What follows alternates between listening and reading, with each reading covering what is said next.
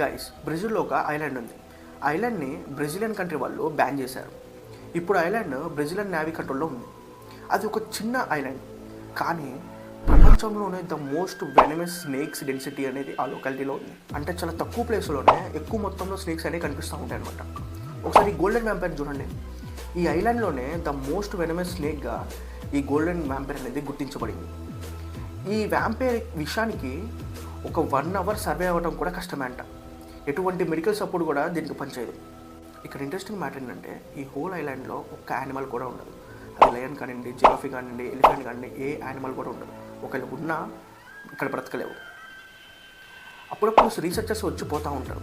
వీళ్ళు వచ్చినా కానీ హెలికాప్టర్ మీద తిరిగి వెళ్ళటమో లేకపోతే కిందకి దిగినా కానీ వాళ్ళు ఒక 5 మినిట్స్ కంటే ఎక్కువ కూడా ఉండరు. ఇది ఇంత ప్రమాదకరమైన ప్రాంతం కాబట్టే దీన్ని నేచర్స్ ఫార్బిటేషన్ జోన్గా ప్రకటించారు. ఈ ఇన్ఫర్మేషన్ నచ్చినట్టుంటే ఒక లైక్ చేసి మన అకౌంట్ని ఫాలో అవ్వండి. మళ్ళీ కలుద్దాం.